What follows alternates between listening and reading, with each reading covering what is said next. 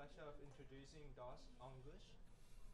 He's a clinical director of psychotic disorders division at McLean Hospital and assistant professor in psychiatry at Harvard Medical School. He received his master degree in neuroscience from Yale University, after which he joined the medical scientist training program at Washington University in St. Louis, where he obtained his MD PhD. Then he subsequently moved to MGH McLean adult psychiatry program and did his psychiatric residency there. After graduation, he's been doing research and focusing on neuroimaging of schizophrenia and bipolar disorder. And today he'll be talking to us about novel MRI approach to dissecting white matter abnormality in schizophrenia. Thank you very much, Kevin. Thanks for the invitation, and it's great to be here. And thanks for the almost Turkish pronunciation of the last name too. It's great. So I'm going to talk to you about this material, and you might notice the title is a bit ambitious, and what I'm going to present to you isn't really as polished and tightly wrapped as I would like, but we have a grant now to study this phenomenon in much greater detail, and what I'll show you is really the initial studies that spurred our interest in this field. Also, I'm going to be talking a little bit about psychiatric issues, assuming that most people in the audience are not psychiatrists. I apologize if it's going to be a review for some of you in the audience. As far as acknowledgements, the biggest person really to thank is Fei Du. He's the MR physicist who joined our group from Minnesota a couple of years ago and really has single-handedly implemented the MR sequences that we're using. It all started with me showing him a couple of papers and saying, wouldn't this be kind of interesting to pursue further? Some of the principles had never been applied in psychiatric research. And I came back a couple of weeks later and he said, you remember those things we talked about? I've actually got a sequence and it seems to be working. And we were on our way. Alyssa is the research assistant who's been helping us with this. And Bruce Cohen is a senior mentor and president emeritus at McLean. Perry Renshaw was my K Award mentor and introduced me to MRS research. And Scott Lucas is the co-director of the Brain Imaging Center and has also helped us with these studies. The funding, as I said, we've gotten an NIMH grant recently to study this. Fei Du first came on a NIDA grant to Scott Lucas when he was joining our group, and Bruce Cohen's funding from the Sherwood Fraser Institute. A couple of disclosures. We received a free study drug from Sanofi Aventis to do a study a few years ago, and currently I'm a PI on a research contract with a for-profit company called Rules-Based Medicine that's interested in developing metabolomic approaches to diagnosis and prognosis in psychiatric illness. The outline of the talk, as I said, I'll be doing a little bit of review of why we're interested in schizophrenia and connectivity, functional connectivity in schizophrenia. From there, again, probably starting too preliminary for this group, but just sort of building up some concepts related to diffusion and white matter structure and function, and then finally the studies that we've been doing related to white matter structure in schizophrenia. So to start out with schizophrenia and brain connectivity, the idea that there's something wrong with integrating activity in different parts of the brain, and for that matter, the psyche, is not a new idea. As you can see, one of the giants in the field towards the end of the 19th century, German psychiatrist Emil Kraepelin wrote that the term that he was using was dementia praecox, but this is really what we today call schizophrenia, that there's a loss of the inner unity of consciousness. Others have used terms like fragmentation. And the sort of phrase that's been repeated often since then is, he said, patient with schizophrenia has a mind kind of like an orchestra without a conductor. There is no way to put all of the different activity together, to integrate it, to defragment it, and to plan and act in healthy ways. After Kraepelin, Eugen Bleuler, another German psychiatrist, has made much of this idea of fragmentation of psychological processes. And in fact, he's the one who coined the term schizophrenia. And it comes from Greek, and it refers to a split or cut apart brain. And it was exactly this phenomenon that he was talking about. He specifically focused on things like the split of emotion from cognition in people with schizophrenia. People with schizophrenia may get some good news and burst into tears, or bad news and start laughing. It's not common, but this is kind of fragmentation where the cognition doesn't make its way into the appropriate emotional response. And also other things like ambitendency, which refers to a patient with schizophrenia sitting there and being perfectly comfortable with entertaining two diametrically opposed options as a response to a problem at the same time, and not really being able to say, wait, those two things don't really fit together very well. So these were the kinds of processes from the psychological literature in schizophrenia that Bloiler put together to say that there's actually a breakdown, a fragmentation in people with schizophrenia. And I'll sort of unpack this a little bit in terms of the clinical reality. And so that idea is not new. It's been around a long time, but there are multiple groups that have been making a lot of this disconnection in schizophrenia. And you'll notice the why in disconnection in this review, which was a lengthy, definitive review that appeared a couple of years ago. They're referring to not a lack of connection, but a bad connection, that there's an inability to integrate appropriately, even though there may be, some integration going on. And they make sort of declarative statements like this one about that there are a large number of studies furnishing evidence for disconnectivity, i.e. abnormal functional integration of brain processes. So in terms of the clinical reality, what we're talking about are things you might have seen in patients, if you've seen patients or read in textbooks, like thought disorder, an inability to make appropriate associations and maintain a line of thinking for a desired goal, and instead having to go off on tangents or losing one's train of thought or starting to put together truly irrelevant material in the mind. Again, it's almost as if there's no way, the material may be there, but there's no way to pick and choose what you want to do when and put it together in a meaningful way. There's no way to integrate the material in the mind of somebody with schizophrenia. Delusional thinking, of course, there's people in the audience who've done detailed research about thought disorder and delusional thinking, but it refers to things like commonly seen delusions in schizophrenia patients include persecutory delusions, a feeling that one is in danger, but no amount of real-world evidence can convince a patient that what they're experiencing doesn't seem to really add up or make sense. And they'll start to, if you confront a patient and present real-world evidence, the healthy mind has kind of a built-in mechanism of figuring out what makes sense and what doesn't, and kind of saying, oh yeah, well, it doesn't make sense. It just doesn't obey the rules that we all live with. But somebody with schizophrenia will start to develop, more and more convoluted, strained, I should say, logical explanations for their feeling of why they truly are in danger. And again, there is this inability to integrate the material and say, okay, well, this is what makes sense and this is what doesn't. Hallucinations, there has been some, so hallucinations refer to sensory experiences in the absence of an inciting stimulus. So auditory hallucinations are the most common auditory verbal hallucinations, voices in people with schizophrenia, where there's nobody speaking, but they're actually hearing things. There's been a lot of theorizing about the interaction between primary sensory cortices, where there's a large literature suggesting inappropriate activity in the primary auditory cortex during auditory hallucinations, for example, and the interaction of the primary cortex with the sensory association cortices and the integration that would normally filter out this kind of inappropriate experience in healthy people that must break down. Negative symptoms and cognitive deficits are also common in schizophrenia. Negative symptoms refers to things that should be there in healthy people that aren't there in schizophrenia. Things like a social drive, wanting to be around other people, wanting to talk to people, the experience of emotion, the experience of pleasure, the natural ability to produce thought and speech in normal amounts, whatever that means. I can tell you when I first started working with people with schizophrenia, I would sit with people who really didn't have much to say, and I kept worrying that there's some kind of tempest, something is really simmering and they're going to break out in anger or sadness or something. There must be some experience, and there certainly are people like that, but there is also a sizable number of patients with schizophrenia, and there's nothing going on. They're just sitting there. They're not producing spontaneous thought. And again, of course, the ability to integrate material in the psyche is relevant to that. And finally, cognitive deficits. It's somewhat more self-explanatory. There's well-established, well-documented abnormalities in executive function, which really refers to some of the stuff that I've been telling you, episodic memory, and so on. And again, the appropriate laying down of memories and recall of memories requires integration across multiple brain regions that people with schizophrenia don't seem to do very well. So the theme here is that one thing we should be thinking about is interaction between brain regions, just as much as or more so than processing within any given region. Of course, these two things aren't really easily dissectable out like that, and processing within any given region has to do with the inputs coming from other regions and the outputs going to other regions. But this idea that we should be thinking about functional integration across different brain regions is relevant.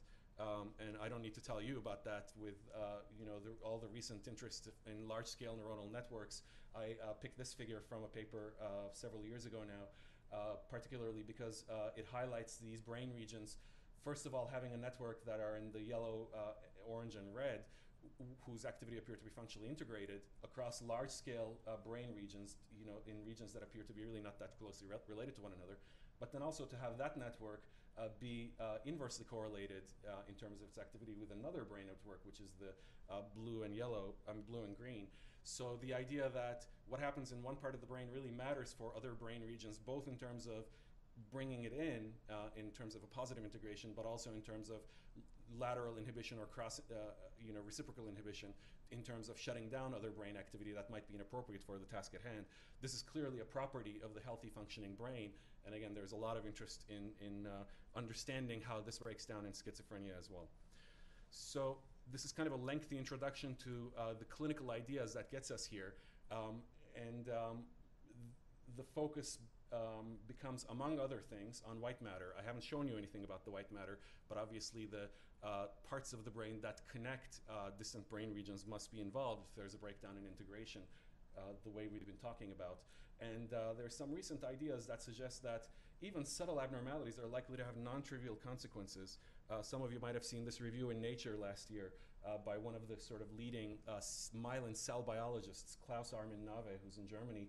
And he's developed ideas, some of it, sort of based on the literature, and others really more speculatory. But the idea that when you have, nearby brain regions connecting with distant brain regions, the precise timing of action potential traveling down the axon might be relevant for things like spike timing dependent plasticity.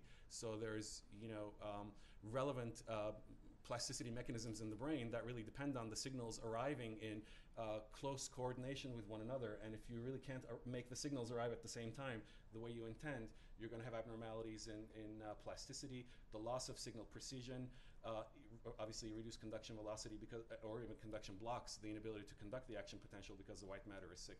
So this is the kind of thing, and of course he's more actually interested in multiple sclerosis and other related conditions, but the implications I think are clear for functional integration in the brain in schizophrenia. So there has been great interest in the white matter in schizophrenia. In fact, this is one of the sort of better replicated molecular stories.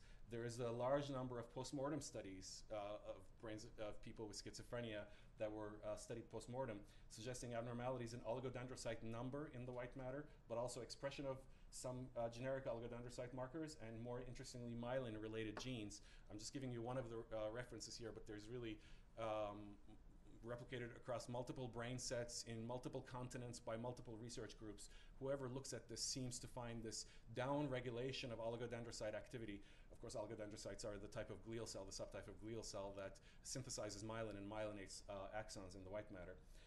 There is some recent interest in genetic association studies. For those of you who follow this field is really confusing, but there's papers coming out about anchorin, which is a gene whose function involves, among other things, anchoring the white matter sheath to the axon. So the tight coupling of the axon, the myelin sheath right around the axon may be abnormal if there are certain markers on anchorin that are pathogenic in schizophrenia. So there's probably going to be more coming out about the functional implications of this specific finding. That's also been replicated across multiple data sets at this point. And finally, of course, in vivo neuroimaging studies. Many of you are probably familiar with some of these studies using diffusion tensor imaging, DTI, which I know you guys don't need an introduction. I'll show you just a slide in a minute. But DTI has been applied to schizophrenia extensively. At this point, there's meta-analyses and multiple review articles. And the basic message that comes out is that there are clearly abnormalities in the integrity of the white matter as measured by DTI in schizophrenia in multiple brain regions, more enriched in prefrontal regions and the corpus callosum, but there are studies suggesting that it exists in other brain regions as well. So the DTI signal, the diffusion signal, appears to be abnormal in schizophrenia across multiple regions. One of the best known papers in the field is from Marty Shenton's group down the road at the Brigham, Kubicki et al. So I'm just showing that, and this is just a figure from them. I like this figure because it's so provocative, although I wouldn't, and I think they necessarily wouldn't stand by every single thing that's on the slide, not that it's all been replicated, but so you're looking at sort of a statistical map of abnormalities in the DTI signal in a large group of patients with schizophrenia compared with healthy controls, and they find abnormalities in the corpus callosum, in the fornix, which is one that seems too good to be true. Of course, that's the output pathway of the hippocampus. Again, I'm not sure that they've replicated this, but they certainly found it when they did this specific study. The arcuate fasciculus, which connects the anterior and posterior language-related regions, among other things.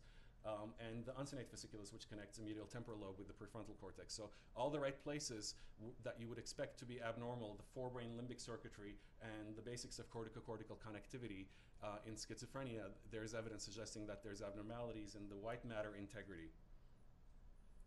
So focusing on what we understand about the white matter and how it's been studied until now, this is going to be kind of a little more of an introduction. Of course, you're all familiar with the idea of applying diffusion gradients to measure water diffusion and collecting the eigenvectors and then developing measures of the properties of water diffusion in the brain.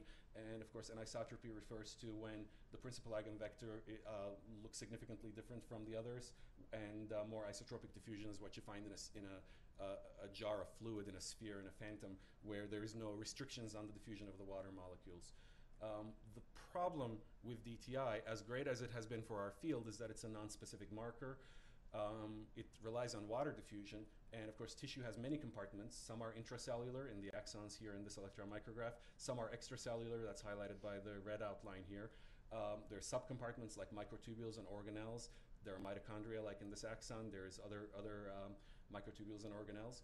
Each of the water that's in each of these different compartments has different diffusion characteristics, and there's exchange between compartments. So a water molecule that's sitting in here at one part of your experiment may actually have exchanged with water that's extracellular through a series of complicated mechanisms.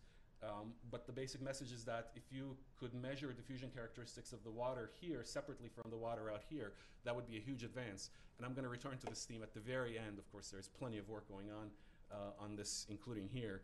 But we've chosen sort of a different strategy that I'll tell you about in a minute. This water exchange is really a thorny issue. One of the interesting things is that there is actually hydrophilic binding sites on the macromolecules. Myelin, of course, is sort of the principal macromolecule in the white matter, but there's also the microtubules and other cell organelles. And these are actually typically coated by a thin layer of water molecules that are almost bound in their interactions with the macromolecule. So their diffusion characteristics are different from the freely diffusing water that's sort of truly unbound from the macromolecules. So what we measure as diffusion is really, this is the reason why people call it apparent diffusion, is because there's multiple processes that we don't have first-hand access into that diffusion signal. So multiple complications in how we use DTI, and this leads to the idea that water diffusion is an underdetermined signal. I'm not going to go through this in detail, but of course there's different scenarios where your myelination may be reduced, or the size of your fibers may be abnormal, or there's directionality of your fibers that may be abnormal, and they might all give you DTI abnormalities. And by having a DTI result, you can't actually work your way back to what the biological abnormality was. Again, there's plenty of work going on this, and I'm going to ask a question at the very end: who's going to get there first? The water diffusion folks are clearly working hard on these kinds of ideas, trying to tease out whether they can get to the biology from the diffusion signal. And of course, the diffusion is impacted, as I've already been saying, the fiber number, the fiber direction, fiber diameter. Fiber refers to axon and the surrounding myelin sheath, by the way, as sort of a functional unit. And there are some interesting trade-offs that physiologists talk about. It turns out that larger axonal, so thinking about structure-functional relationships, and if you think of the action potential as the important unit that you're interested in, conduction speed of that action potential depends on the axon diameter. The larger the axon, the faster the conduction. But of course, myelination, which is the electrical insulation around the axon, also is important. So more myelination also gives you faster conduction. But you can't have larger axons and more myelination within the skull. There's limited real estate. So given limited space, which is the better investment? And nature's answer seems to be myelin.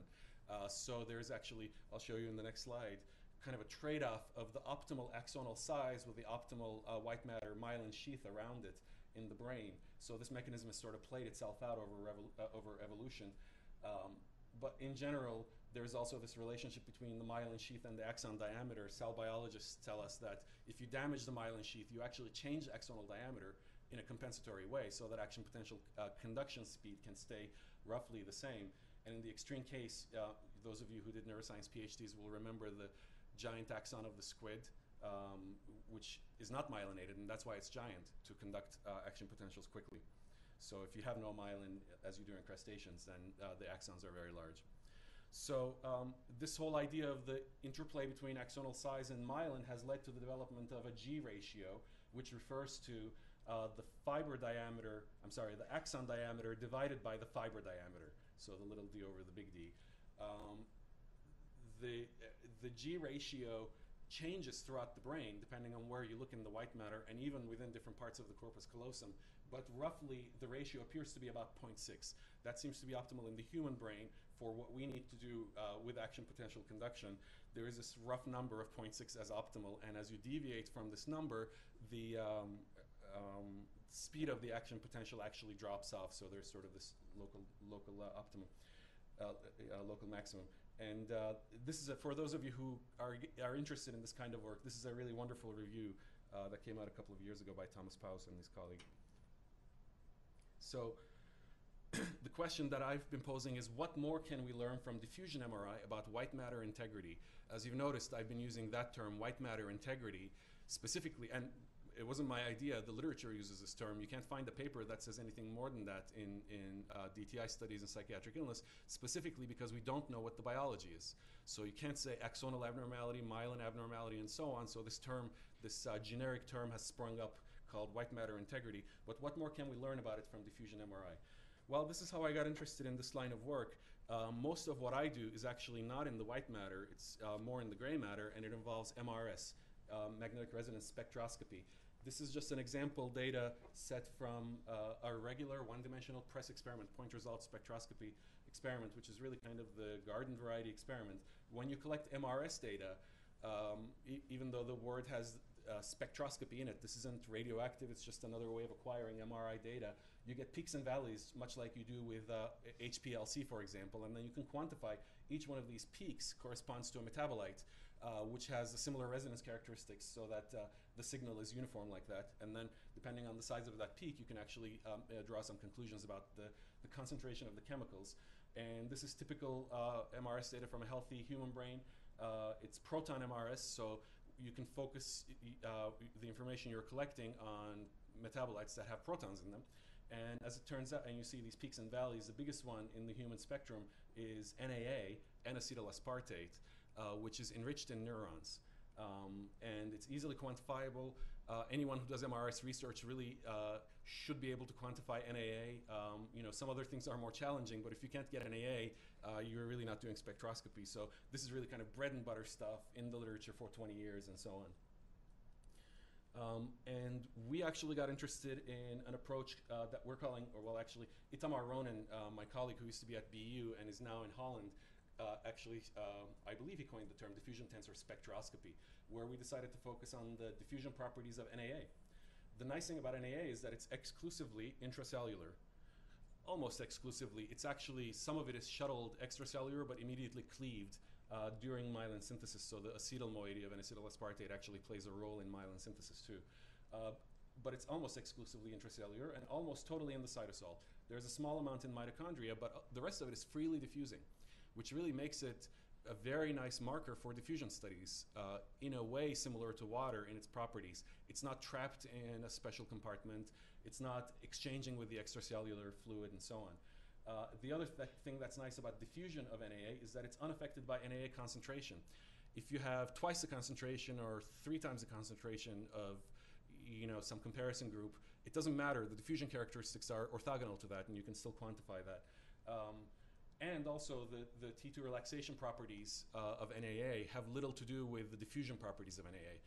That gets more complicated. There are some subtleties there that probably some of you can teach me more about, but at least to a first approximation, some of the well-known abnormalities in schizophrenia that people have worked on for 20 years, like the reduction in NAA concentration or the abnormalities, the shortening of the T2 in schizophrenia, really don't impact the diffusion tensor measure, the diffusion of NAA to a first approximation. So we've been interested in NAA diffusion as an intracellular marker.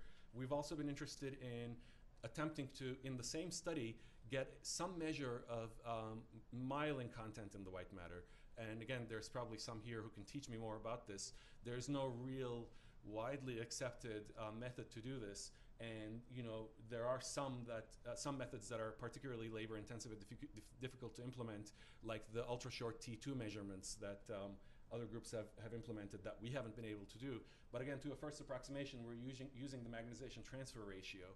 Those of you who do MS research might be familiar with this. So this is where those bound water molecules that are ensheathing the macromolecules come in, because these bound molecules are actually an exchange or magnetization transfer with the free water compartment. And this transfer is going on all the time. And the more bound water you have, the bigger the footprint of that exchange is going to be. And that's actually quickly, readily measurable, widely implemented, in some circumstances clinically available. MTR is clinically available for MS studies, for example, for MS patients, for example. But we can quantify the exchange between bound and free water compartments. And the more myelin you have, the lower your magnetization transfer ratio is going to be, because there is more bound water, the footprint of that magnetization transfer ratio is going to be. Without going into the physics in greater detail, that's really the principle. The problem with MTR is that it's not entirely specific. So brain edema will give you abnormalities because there is more water per unit myelin. Inflammation is a well-known one, and in MS, obviously, this has been kicked around quite a bit. Thankfully for us, the schizophrenia brain does not have some of these gross abnormalities. In fact, this has been the problem for us. If we knew what the gross abnormalities were, that's what we would study. But everything we find has been subtle. So again, it seemed to us to use MTR as sort of an initial study coupled with DTS appeared reasonable. So to put some of this some of these concepts that I've been talking about into a bit of a graphic, you can see the axon here outlined in red, the green myelin sheath around it. The DTI signal comes from the diffusion properties of the water molecules, but they are both intracellular, extracellular, and there is exchange. The NAA signal is intracellular, so the NAA diffusion gives you information specifically about axonal abnormalities, axonal pathology. MTR, on the other hand, is about exchange between free and bound water, so it's really focused more in myelin. Obviously, it's not pure, there's intracellular water, so MTR signal is going to be affected by that. But myelin's concentration as a macromolecule so far outweighs everything else that's in the white matter that, to a first approximation, MTR abnormalities have typically been interpreted to be related to white matter myelination abnormalities. But again, I'm not, I wouldn't really say that this is a gold standard, so we have to be careful about the interpretation there. Some of the methodology, I just have a quick note at the bottom here. Again, many of you can teach me how this is done. Many of you are probably familiar with the concept of the fractional anisotropy. That's actually a square root of the sum of squares of the lambda differences from the different eigenvectors. So that's a complex calculation. Mean diffusivity is the same thing, MD is the same thing as apparent diffusion coefficient, or trace diffusion, which is really the thing that tells you about just the size of those three eigenvectors. So it's really the average of the three eigenvectors combined. So if you have more diffusion on average, it's sort of like having a larger diffusion sphere versus a smaller one. That's what mean diffusivity tells you about. And for a reason that I'm going to describe in a second, that's what we've been focusing on. So as I said at the very beginning, Fei Du, my MR physicist colleague, came back and said, I think I have a sequence that's working. So he actually implemented diffusion tensor spectroscopy on our 4 Tesla variant magnet at McLean Hospital, first in a phantom. And you can see this is the water signal with no diffusion gradients imposed on it. And as you impose the typical six-directional diffusion gradients, you can see that the water signal comes down significantly, and this is the diffusion effect. But it's anisotropic because we're in a sphere full of fluid, and no matter what direction you apply the diffusion gradient, the loss of signal is comparable. This is being done at relatively high B values. And the ADC, or the mean diffusivity that he obtained from this experiment in a phantom for water, is actually very nicely consistent with what's been published in the literature at room temperature.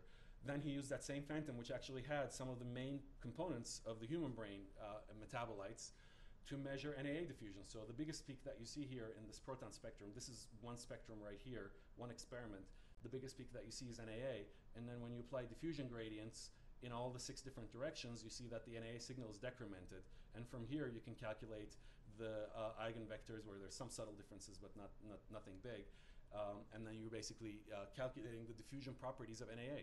So this initial work suggested to us that we could actually obtain this kind of data and look at NAA diffusion.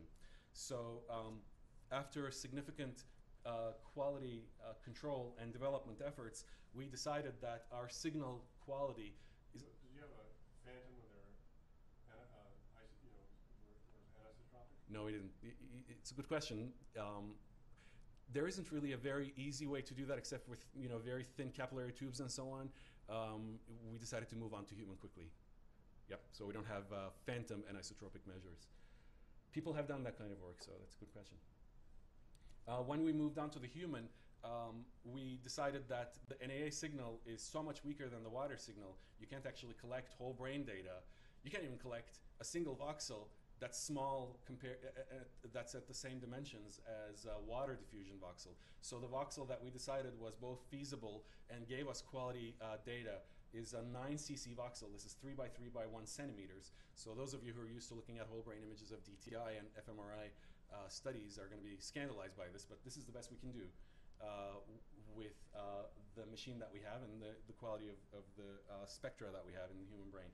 And we chose to place it in the right prefrontal cortex, white matter, the white matter underlying the right prefrontal cortex, and we tried to have the voxel contain only white matter, and we've done segmentation on these voxels. There's typically a few % gray matter in these voxels, but it's almost all white matter, so the signal's coming mainly from white matter. And then this is sort of... What's the field strength of the... 4 Tesla. 4 Tesla variant scanner. So this is in vivo data from a healthy control. When you apply the diffusion gradients, this is the NAA peak without any diffusion gradients, and when you apply the diffusion gradients, you see a decrement of your signal. And I'm sorry, this is the water, and this is the NAA. These are the proton spectra, and the biggest peak again is the NAA, and you follow the NAA peak, that there is decrement, but of course this decrement in the human brain is non-uniform because there's directional diffusion. So from this you can calculate the same things that you can calculate for water, FA, axial and radial diffusivity if you're interested in that, but also mean diffusivity, which was really our main outcome. And then magnetization transfer, this is a relatively well-established technique, and we simply applied the approach that many others have used. I'm just showing you here sort of the profile of marching across the different frequencies of applying the magnetization transfer sequence. Right on frequency, at the water frequency, of course, when you, because of the way the experiment is done, your signal goes away because you're scrambling the water signal to get the MTR measure. But off resonance, you can see plenty of areas where you can measure MTR, and an MTR of 1 suggests that there are no macromolecules dominated by myelin in the white matter, and lower MTRs suggest that there's actually more myelin. So you can see where this is going. We were interested in being able to look at axonal pathology, looking specifically at mean diffusivity using this diffusion tensor spectroscopy approach, which should give us an abnormal NAA diffusion signal, but it should give us normal MTR in the ideal case. Again, knowing that there's interactions between these two things, we weren't necessarily expecting that they would be cleanly dissected out. But if you have abnormal myelination but a normal axon, you should see a reduced MTR, but a normal NAA diffusion. So this is just a table that kind of puts together some of our thinking about this, that DTI gives you information that partly arises from both sources, both axon and myelin. DTS gives you information about NAA diffusion, so more about axonal geometry and not about myelin. And then MTR gives you more information about myelin and not so much about axonal pathology. Hey, Doug. Yep. Question. Actually, could you go back a couple slides to the the region that you chose in the prefrontal cortex? Yeah.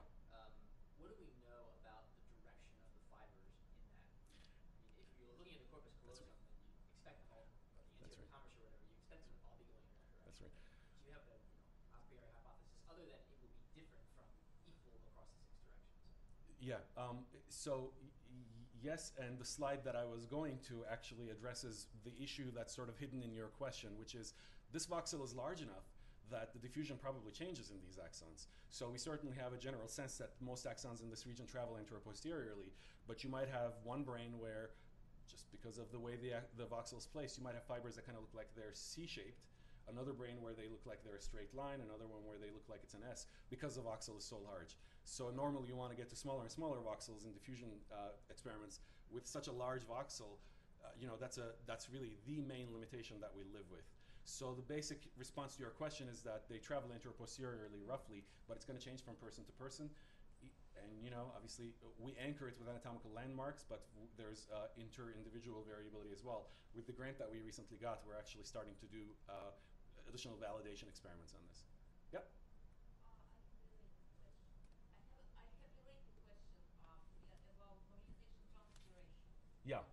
Since your voxel is so large, Yeah. I would assume that there is not just one value, but rather kind of distribution in magnetization transfer ratios across your voxel. That's right. That's all getting averaged out. It's partial volumed out. We're acquiring the MTR from this whole entire voxel. Again, with the new grant, what we intend to do actually is do MTR imaging, because that technology is available, and we can, we're implementing that for this, so that you can actually have the breakdown or the segmentation of the voxel where the spectroscopy data are coming from, but underneath it you can see the MTR signal distribution. And same thing for DTI, incidentally. We're obtaining water diffusion from this voxel, but of course DTI technology is widely available, so and we're going to be doing that sort of the smaller voxel level to see what we can understand about the relationship in this much larger voxel between the spectroscopy data and these other things, MTR and DTI. So the questions that you're asking, the term in the field is macroscopic curvature. So you're not talking about subtle abnormalities, you're talking about the coursing of fibers across large brain regions. So in a large voxel, macroscopic curvature dominates diffusion characteristics. This is the reason why FA is actually difficult to interpret, because it depends on how the voxel happened to fall on the coursing fibers. So it's really treacherous to try and interpret FA numbers, and I'll show you that if our FA numbers are not what you would expect. There is no reduction in FA the way everyone else has reported it, probably exactly because of this problem. So we've chosen mean diffusivity, which is the size of that diffusion sphere, as a better measure, since it captures overall diffusion characteristics. There's two additional sort of internal quality checks that you can look at to make sure, or to see whether macroscopic curvature is having an impact on your data. One is that macroscopic curvature should impact water and NAA diffusion more or less similarly. So you should see similar changes in your water data as in your NAA data, because after all, if the axons are coursing a certain way, NAA is inside those axons, but the water diffusion around it should really be following the macroscopic curvature. In addition, the RD and the AD, those are concepts I haven't talked a whole lot about, but the axial diffusivity is the principal eigenvector, so the main direction of diffusion, and radial diffusivity is the two other, the orthogonal plane. And so if your data are changing because of macroscopic curvature, as you're losing your AD, you should be gaining RD. It should be a zero-sum gain. And if you see that, if the two numbers are moving in opposite directions, that suggests that there's macroscopic curvature effects. I guess maybe I don't understand that mean diffusivity. Well, true, I think we look at the tensor would be this overall size in all directions of the tensor. Right. And I would have thought it wouldn't be insensitive to the macroscopic curvature. So if the path was curving around and your voxel was large enough, they would just subtract. But I don't have good intuition here. Why isn't MD crushed by macroscopic canceling if it's inside the volume? Because what you're doing is you're actually losing the directional information. So as you're looping around in the example you gave, as lambda 1 gets smaller, lambda 2 and 3 should get larger in each of those voxels, but you're summing the lambdas. So you're not actually comparing one lambda to another, you're actually summing all of them. So for each sort of unit where signal is coming from, the sum of the diffusion tells you something about how much the metabolite is diffusing. In other words, if in one point your axon's coursing this way, and another point your axon's coursing that way, or well, if they're this way, you're just summing the lambda 1, 2, 3 from here and the lambda 1, 2, 3 from here. How do you, so there's no directionality to that number anymore. The voxel's larger than Right. No, so you're partial voluming, so you don't really know. You can't actually get to that level of detail with our experiment. But there's no plus or minus in this experiment. So you're actually summing the lambdas and then dividing them by 3. So however much diffusion there is in whatever direction, you maintain that information as a magnitude, not as a direction. Because in the example you're giving, the thing that crushes the MD would be the direction. But we actually don't care about that when you're doing MD, mean diffusivity or trace diffusion. You See what I mean? So I think the easier example might be kind of a straight line versus an S shape. You have a meandering axon. So in the straight line, you have a lot of diffusion in the principal direction of diffusion and less so in the orthogonal plane. When you have the S, you're actually changing all the time where the lambda 1, the distribution of diffusion in the lambda 1, 2, 3. But the only thing that really matters is the size of the axon, for example, inside which you're diffusing. Because as you're changing directions, lambda 1 might get smaller, but lambda 2 gets larger and so on. When you obtain just a single number from a large voxel, you're simply summing all of that. So, you don't know, but you're not losing signal because of direction change. I think that's the best answer. There's some experimental evidence for this. Yeah. We should talk later. Yeah, we can, absolutely. And a lot of it's been done by Itamar Ronen, who is the MR physicist who was at BU that I mentioned and is now in Holland. So this is sort of the accepted response to this problem, but we can talk more about it. So finally, we're getting to these studies that we've started in schizophrenia, although, as I said, I don't want to suggest that these are polished or even using all the gold standard techniques. As I suggested, we really intend to do a lot more about this, but it's really kind of an intriguing first stab to collect some data in the patient population for multiple reasons, to see if it's even possible, quantifiable, and then what are the data characteristics. So DTS has not been previously applied in psychiatric conditions. It's a relatively new technique. Itamar Ronen and a couple of other groups have really implemented it, looking at metabolite diffusion characteristics. It just hasn't really been done in great numbers. You can imagine one of the thoughts that arises as you start thinking about metabolite diffusion, not water diffusion, and we're nowhere close to this, but this is the kind of promise that diffusion experiments can have in psychiatric illness. Neurotransmitters, particularly glutamate and GABA, should have strikingly different diffusion characteristics if they're sitting in a synaptic vesicle a few angstroms across compared to when they've been released into the synaptic cleft. That's really a pipe dream. We can barely quantify glutamate and GABA, and every expert has their own preferred way of doing it, and nobody agrees on what is the best way to do it. But the principle of diffusion, when you start applying it to metabolites as opposed to water, has some additional interesting characteristics. Maybe a few orders of magnitude Tesla later, you can do something like that. MTR has been applied in psychiatric illness. Marty Shanton's group has done it. They find reductions in MTR in the prefrontal cortex, and actually in several other brain regions. These are whole brain imaging studies because MTR can be done that way. There are a couple of other papers, one from Europe. One found no significant change, although they had numerical reductions, and it was a small study. There may be a power issue. So there's some suggestion that there are MTR reductions, which would be consistent with reduction in myelin content if you interpret MTR in that way, which really, as I've said, is one step removed. I already referred to this ultra-short echo time T2 measure that really separates out myelin water very nicely from other kinds of water that has been applied post-mortem. And we're actually working on applying it in vivo ourselves. You can see reductions in myelin content in the corpus callosum in schizophrenia, so that's in the literature. So in addition to these, the genetic studies and the post-mortem studies that I mentioned to you earlier, which were really about molecular expression studies, when you try to quantify myelin content using MR characteristics, there are suggestions that it's been reduced. So our hypothesis was that we would find that reduced myelin component, but then if you think back to the G ratio and to optimal signal transduction, we hypothesized that the G ratio would be abnormal and specifically reduced in individuals with schizophrenia as compared with healthy controls. So if you're reducing the myelin content around your axons, if your axons are also shrinking, G ratio may be maintained, and that might actually be a healthy compensation. But if you believe the century of literature that I mentioned to you about functional connectivity abnormalities in schizophrenia, and you say there's signal transduction abnormalities, you would predict that there should be no change or maybe even an increase in axon diameter in response to the myelin. And especially the increase might even be intriguing, because if you lose myelin, again, cell biology suggests that axonal diameters actually increase.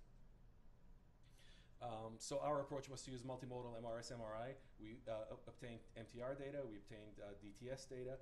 We also obtained water diffusion, which comes automatically when you do an MRS study, and that's really equivalent to DTI, but in a very large voxel. So it's really not what you would want to do a high-quality DTI experiment. We've scanned so far 16 patients with DSM for schizophrenia or schizoaffective disorder. our schizoaffective patients are chronically psychotic, not in a mood episode when we scan them. So phenomenologically, they look like our schizophrenia patients. And age and gender match 16 healthy controls. The numbers are relatively small. There's some variability in the data. We're still scanning. And as I said, we're actually going to do a second wave, which with much improved technical features. So I really want to only sort of whet your appetite and show you that it's possible, but not really to take this as sort of the established result. I mean, another way of putting it is we're not trying to publish this. We're sitting on it and doing more work. So all our patients were younger than 45 because of the well-known abnormalities in white matter that start to accumulate at about that 5th decade of life. So we were not interested in looking at lacunar infarcts and other kinds of white matter abnormalities as artifacts. So they're younger than some of our other studies where the average age is more like 40, but our mean age in this case was 33 for the patients and controls, but none were first episode. So these are established patients. No medical neurological problems, the usual exclusions, no lifetime dependence for abuse of substances and no current abuse. They were all taking medication. These were clinically stable patients. Those of you who know what this means will recognize that this is really as good as schizophrenia patients come. These are very low PANSS scores. Positive and negative syndrome scale is sort of a global assessment of symptom severity in schizophrenia patients. And these are very stable patients. Many were holding jobs. Not the negative symptom cognitive deficit crowd that has been studied in many other studies by us and by others. So it was a 4T variant scanner, as I've said, proton MRS, press sequence. This is the Vox on the right, PFC. The reason we chose the right, we had only one shot at this to do this initial stab, and we were interested in the prefrontal cortex for all the obvious reasons, and the fact that that's where the white matter abnormalities have been reported. And we were not interested in language-related lateralization issues. Some of the studies that Itamar Ronen has done suggest that there is actually significant hemispheric lateralization in this signal, the diffusion of NAA, in healthy people. So we were really interested in starting just with something where we can say it's more specifically related to schizophrenia. So we obtained the data that I've been describing to you. We also obtained a water and metabolite T2 measurements that I'm not going to have time to get into. In the interest of time, this is the magnetization transfer ratio and how it's calculated. Those of you who are interested in this stuff probably already have a sense. But to get to the punchline, we did find a reduction in MTR, which actually suggests, I don't think I said it quite right when I showed you the profile of the MTR signal, but reduction in MTR, it sort of turns it on its head so that the reduced signal suggests reduced myelin content in schizophrenia. In these 16 patients, this was statistically significant. As you can see, it's not a whopping effect. It's about a 12-13% effect reduction.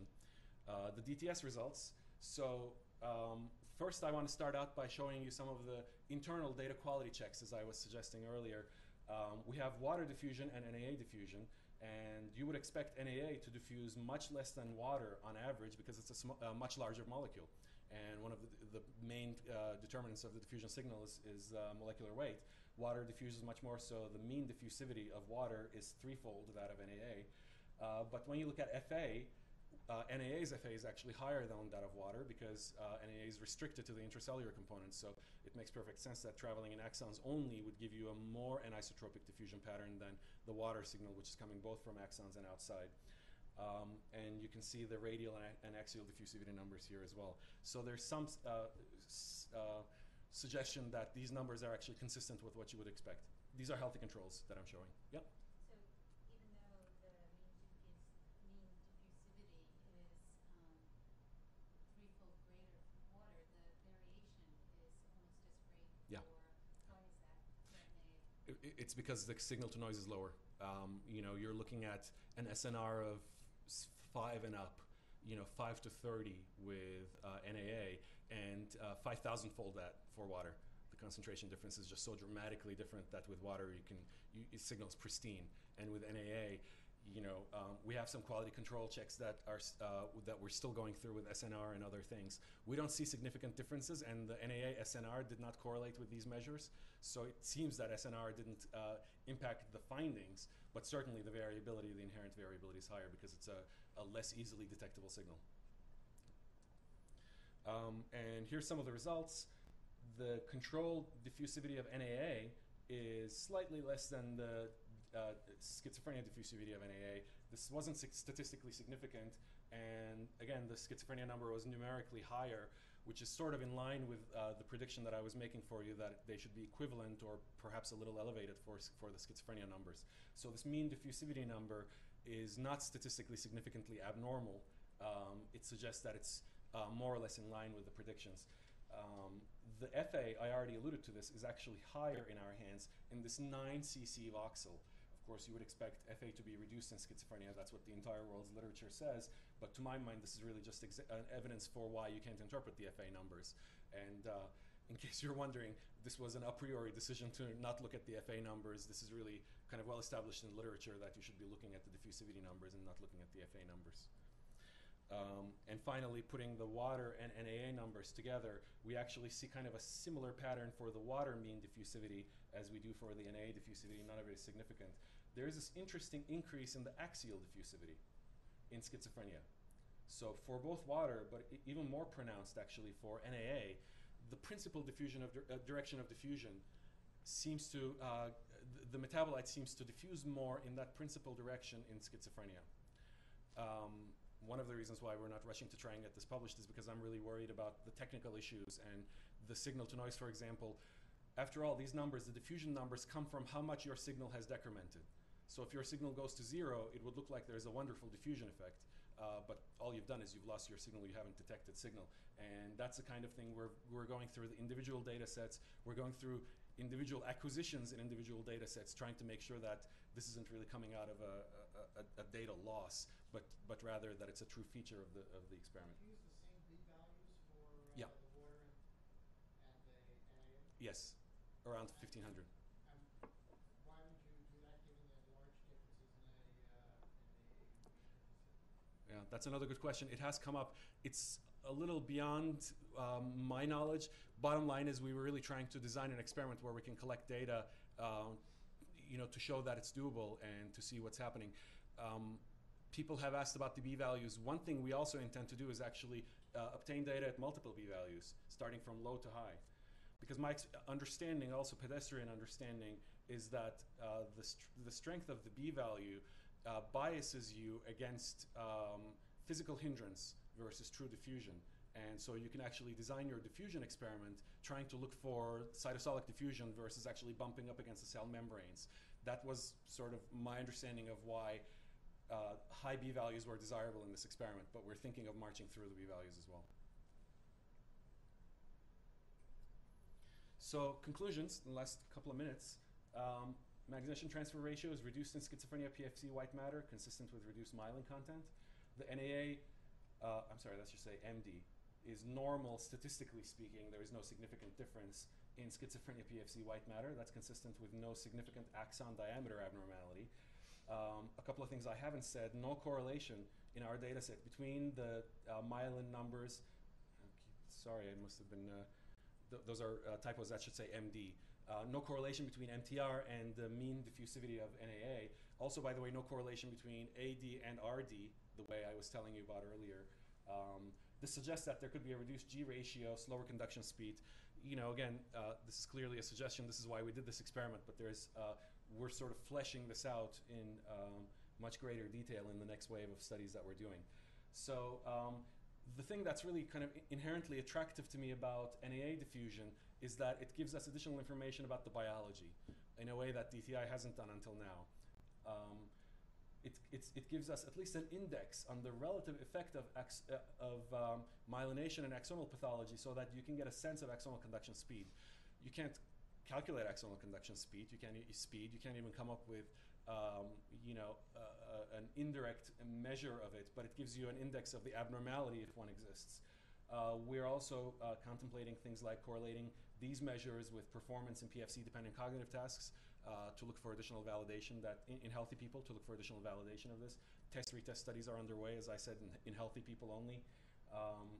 And in a large voxel, FA is a poor measure since it's affected by macroscopic curvature. There is this interesting suggestion of elevation in the axial diffusivity of AA, the principal direction of diffusion. Again, we're concerned that this might be an artifact, but there's, if this is true, there could also be some interesting abnormalities in transport of NAA, since the principal direction of diffusion is also the direction of axonal transport of metabolites and macromolecules. And interestingly, we've published this previously, and in this experiment too, we replicated a T2 relaxation abnormality in the schizophrenia patients. There is a reduction in NAA T2 relaxation. Again, the T2 world is so complicated, and I don't understand it fully, but the transverse relaxation really is a spin-spin interaction issue. So it suggests that NAA is more likely to interact with its microenvironment sooner in schizophrenia than it does in healthy controls with a shorter T2. This may suggest that there's actually an abnormal relationship between NAA and the transport molecules. Again, this is really, many years ahead if we ever get there with the higher quality data. So to get back to the macroscopic curvature issue, the other thing I didn't say to you is these measures are not correlated. NAA, AD, and RD are not correlated. The signal to noise wasn't correlated with any DTS measure. It's a small study with 16 patients and 16 controls. We really have to wait and see what this looks like as we double the sample size. We calculate chlorpromazine equivalents for the antipsychotic medications that patients are on as one measure of the amount of medication that's on board, and we don't see a relationship between that and our MR measures, and also no relationship with the symptom scales. But again, this is such an underpowered study that I would be astonished to find a meaningful relationship there. Finally, so this is an issue that we already got into. NAA has a concentration of 10 millimolar compared to, depending on the estimate you believe, something like 30 to 50 molar concentration for water in the brain. So, and the MRS signal is proportional to that. So we're talking about a 5,000-fold difference in signal strength. So we're working with a signal that for many of you would just be not interesting enough, and you might discard it. But again, the reason that it's interesting to us is because it gives us additional value about the biology of white matter. And of course, there's intensive work and feverish work going on about things like compartment-specific water diffusion signals with optimized, improved sequences and so on. So, it's possible that water measures will actually give us information about the biology that we're all really interested in long before we can convince people that the NAA diffusion is really meaningful, important. But certainly this is something that's coming down the road, the NAA diffusion work with optimized sequences, improved signal strength, and so on. And of course, the signal strength is correlated with field strength as well. And we are working on an implementation of whole brain NAA diffusion using chemical shift imaging. It's going to be a longer sequence, but the NAA signal appears to be strong enough for us. So chemical shift imaging of NAA concentration is already available. You can do a whole brain map of NAA concentrations. What we're doing is putting diffusion gradients on that whole brain map and acquiring data 7 times over and hoping to collect strong enough data so you can actually measure NAA diffusion. Relates to this question about treatment duration, not illness duration, but treatment duration. What does that do? Can we leverage that? And the answer is really in our hands at McLean, not really. The second issue is the power issue. I think I'm sort of transitioning from being optimistic about these kinds of small, underpowered studies where we always do these correlations and proudly